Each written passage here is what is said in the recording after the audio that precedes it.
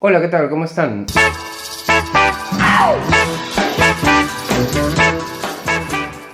Hoy quiero comentarles mi última lectura y se trata de este libro de la periodista y escritora Leila Guerriero, ¿m? La llamada, un retrato, publicado en enero del 2024 por Anagrama. Esta es la sexta edición de este libro. Es un libro que pertenece, un ejemplar que pertenece a la sexta edición que salió en marzo. Imagínense ustedes, en 2 meses y medio este libro ya tenía 6 ediciones. No sé cuántas tiene ya, pero seguramente así como va superando vallas de ediciones, este libro también va consiguiendo reconocimiento a nivel de premios, etcétera, ¿no? Uno de los últimos que vi que ganó fue el Senda eh, a la no ficción. Y bueno, Leila Guerriero no necesita ya presentación, ¿no? Es una periodista, editora, escritora, editora de Gato Pardo, ¿no? La revista eh, de periodismo literario mexicana. Ha trabajado en Página 12, en la revista Página 30, con este periodista tan importante de Argentina, Jorge Lanata. En fin, ha tenido también como editor, me parece que a Rodrigo Fresán en su momento. Me parece haber oído palabras suyas elogiosas respecto de la última novela de Fresán que leímos el año pasado, justamente a principios del año pasado cuando salía este libro. Y este libro a mí me lo regalaron en Año Nuevo, o sea, en mi cumpleaños, que es en diciembre, ¿no? Lo tenía aquí reservado y me he tomado el mes de febrero para leerlo. La verdad que es un libro que bueno, tiene 430 páginas. Es un libro en el que se nota el tiempo, ¿no? Se nota que el tiempo va pasando y va también profundizando esa relación entre la periodista Leila y la entrevistada que es Silvia Lavairu, ¿no? Este es el libro que retrata desde distintos puntos, ¿no? Con una larguísima entrevista, una entrevista de entrevistas que mantuvieron la escritora y la persona, Silvia Lavairu, durante mucho tiempo. Pasó la pandemia incluso a lo largo de toda esta entrevista, ¿no? Bien, este es un libro con el que me he visto inmerso en la no ficción, un territorio que últimamente voy frecuentando. Van apareciendo muchos libros de no ficción o libros que hablan de historias que nos remiten a hechos que han sucedido, ¿no? Está muy hoy en día en el ambiente literario esta división entre lo que es ficción y lo que no lo es, ¿no? Y por otro lado, el enorme peso que tiene la no ficción, ¿no? Como digamos, un modo, una forma de presentar las historias que tiene muchos adeptos, ¿no? Una gran representante de esta no ficción y sobre todo de este nuevo periodismo eh, es Leila Guerriero, ¿no? Leila tiene sus columnas en infinidad de medios, uno de ellos es El País. Cuando aún no había que suscribirse al País, las leía y recuerdo unas cuantas eh, increíbles, ¿no? Con reflexiones excelentes y con una parquedad, ¿no? Tiene un estilo Leila Guerriero muy parco, muy serio parece, pero en el fondo de esa seriedad hay una mirada absolutamente irónica, ¿no? Y sensible también. Yo leí de Riero Los suicidas del fin del mundo, una crónica de un pueblo patagónico, una historia que habla digamos, de casi la desaparición de una población, ¿no? Y cuenta un poco la historia grande de Argentina a través de el devenir, la deriva de este pueblo, ¿no? Utilicé algunos de estos libros perdón, algunas de las historias que están contenidas en este libro en un taller que hicimos de no ficción en el Ateneo Urán,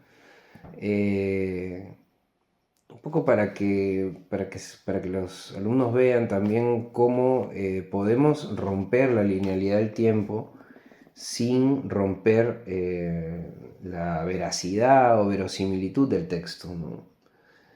Personas muy acostumbradas a contar las cosas de forma lineal o creer que las cuentan de forma lineal, pues llamar la atención sobre la enorme naturalidad con la que desordenamos las historias, ¿no?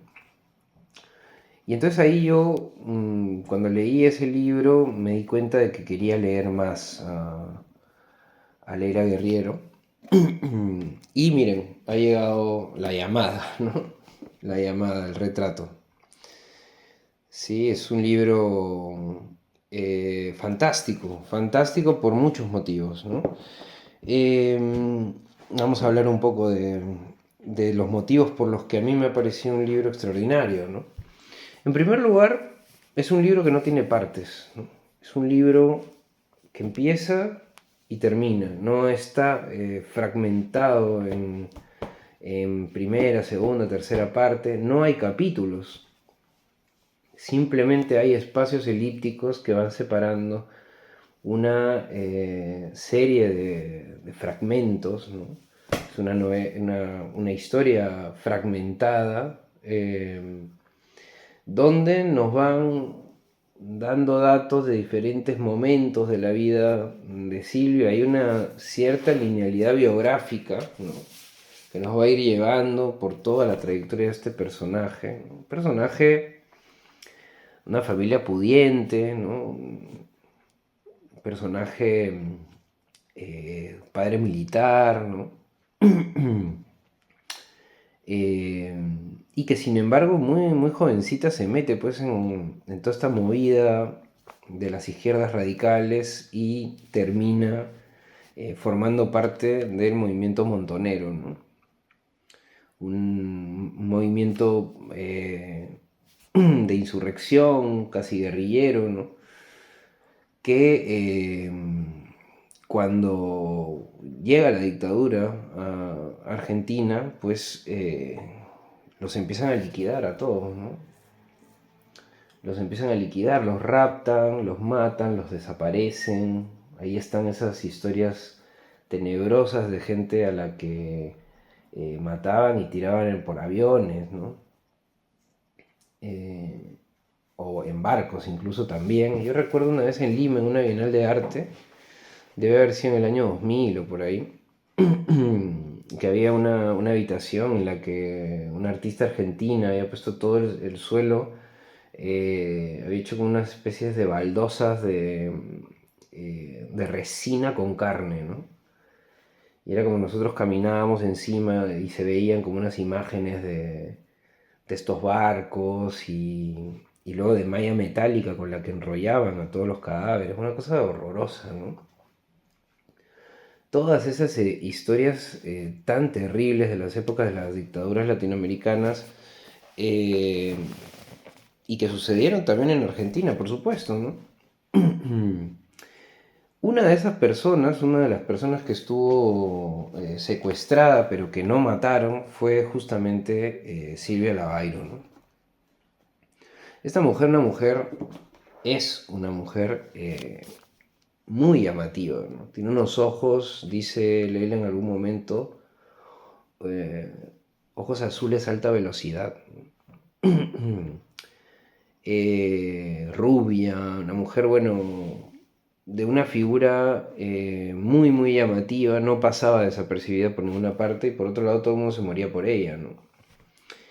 Entonces este personaje tan atractivo, que con 20 años me parece va a terminar secuestrada en la ESMA, que era la Escuela de Mecánica de la Armada, unos edificios que habían servido justamente para hacer lo que hoy día podríamos llamar las FPs, ¿no? Eh, unos cursos para profesionalizarse de alguna manera y poder trabajar en distintos oficios. Pues en este centro, en esta escuela, donde se había preparado tantísima gente antes, los militares empiezan en el sótano y en una parte que restringen de este edificio, empiezan a utilizar este recinto para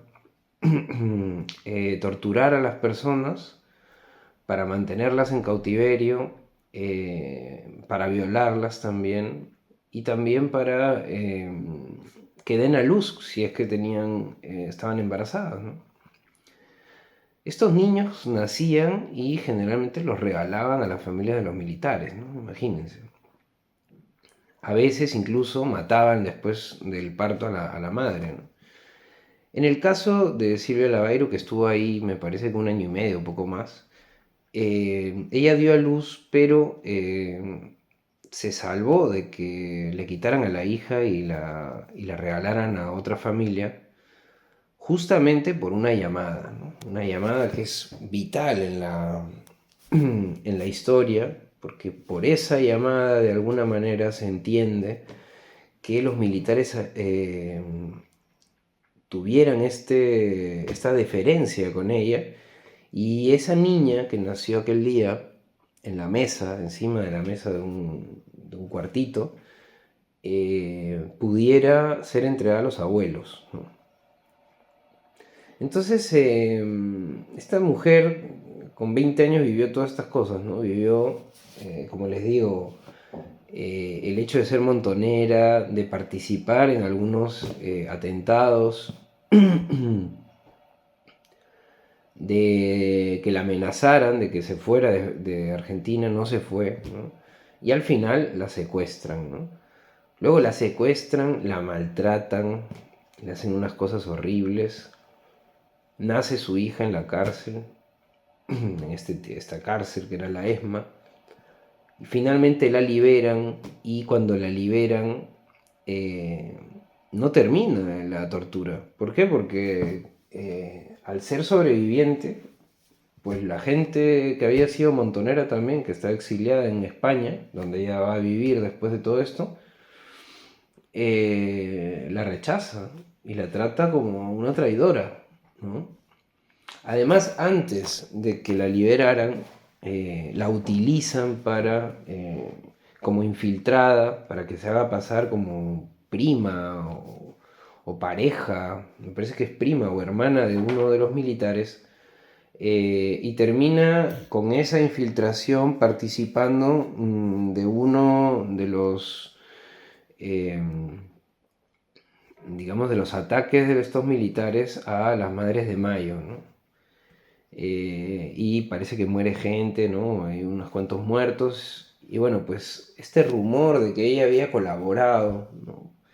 De que ella ya había sufrido una especie de síndrome de Estocolmo en la ESMA, le fastidió bastante durante los años que vivió en Madrid, ¿no?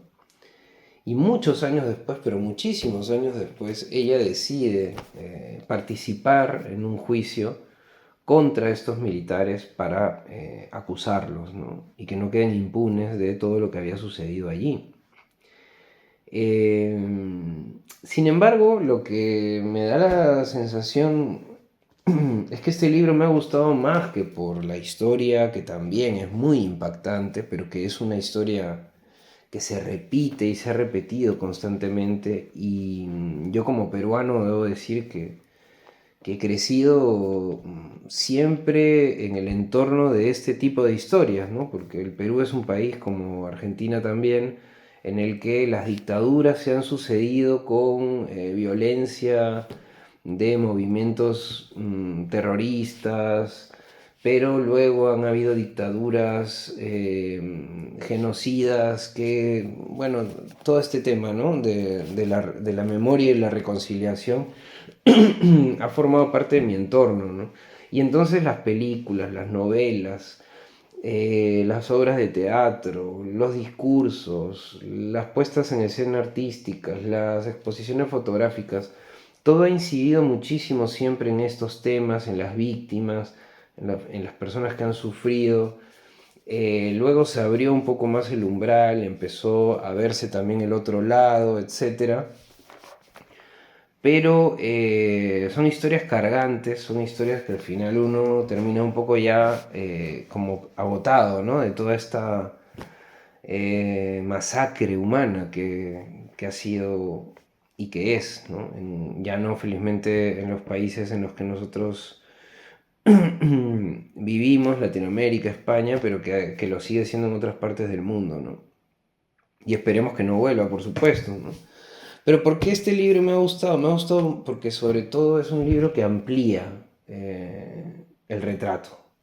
No es el retrato de una víctima, o no solo es el retrato de una víctima, es el retrato de una mujer, ¿no?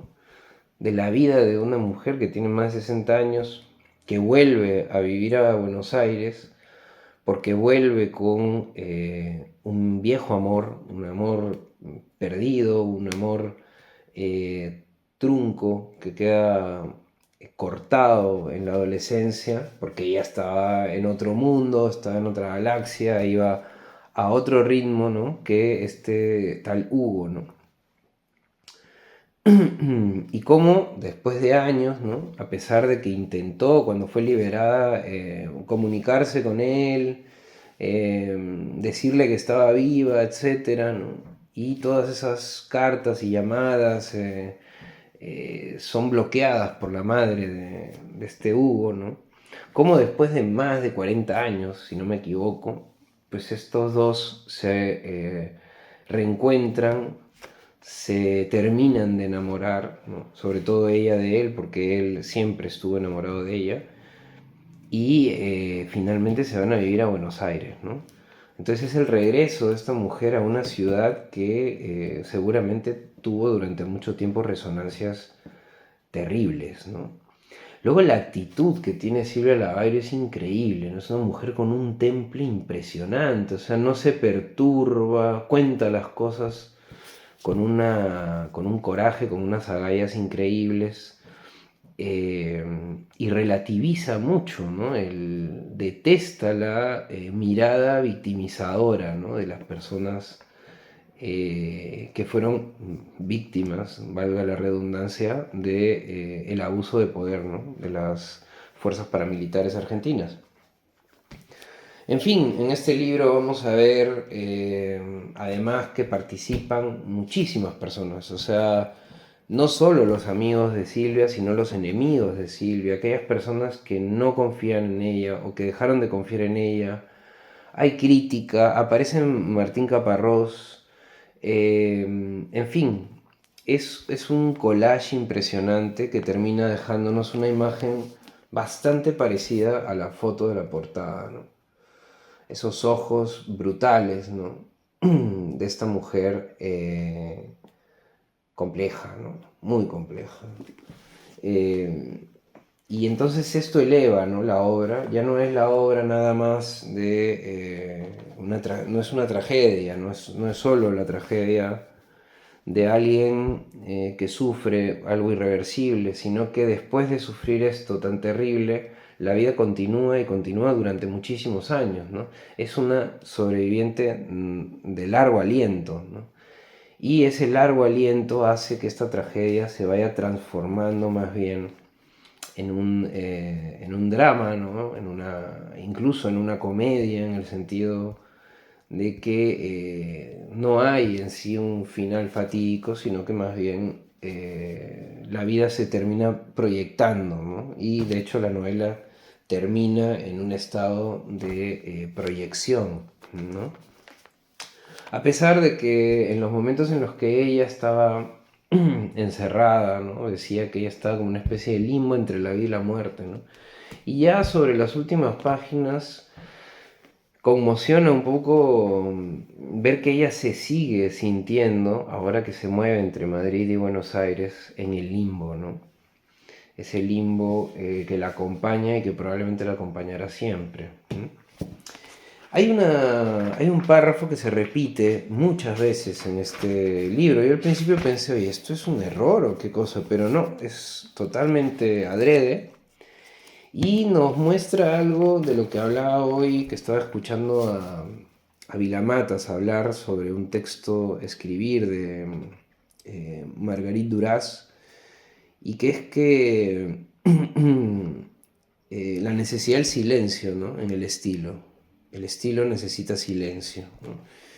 Y este párrafo, repetido numerosas veces durante este libro, nos permite sentir ese silencio del tiempo, ¿no? Como la paciencia de Leila y la creación, la construcción de esta relación va dilatando, se va dilatando y va cavando capas, pero siempre desde una calma, desde un silencio, desde una escucha muy interesante, ¿no? Y el párrafo dice, a lo largo de cierto tiempo, días, semanas, meses, nos dedicamos a reconstruir las cosas que pasaron y las cosas que tuvieron que pasar para que esas cosas pasaran y las cosas que dejaron de pasar porque pasaron esas cosas. Al terminar, al irme, me pregunto cómo queda ella cuando el ruido de la conversación se acaba. Siempre me respondo lo mismo, está con el gato, pronto llegará Hugo. Cada vez que vuelvo a encontrarla no parece desolada sino repleta de determinación. Voy a hacer esto y lo voy a hacer contigo. Jamás le pregunto por qué. Para terminar, también es interesante ver cómo en muchos momentos no introduce Leila su voz, sino que deja que la que hable sea ella, ¿no? No hay una exaltación del narrador que embellece la prosa. Pero hay momentos en los que sí habla ella, ¿no? Por ejemplo, en este momento en el que están ellos en la ESMA en una visita y ocurre lo siguiente, ¿no? Yo era pequeña cuando empezó la dictadura, tenía 9 años, pero los audios me eyectan a ese invierno interminable, a las charlas entre adultos que los niños no podíamos escuchar, a las opresiones cotidianas. No se puede ir al colegio con jeans, ni con las uñas pintadas, ni con el pelo suelto, a las películas y los libros censurados, la minucia del horror. Me sucede siempre cuando escucho, se comunica a la población, la uña lisérgica del pasado penetrando el hipotálamo. No es grave, apenas una conmoción, pero esta tarde hay 3 mujeres que estuvieron detenidas y me pregunto si cuando las invitan a formar parte de situaciones que implican ver y escuchar estas cosas, alguien tiene en cuenta eso, lo que pasa en esas memorias. A lo mejor no pasa nada, pero ¿alguien tiene en cuenta lo que podría pasar?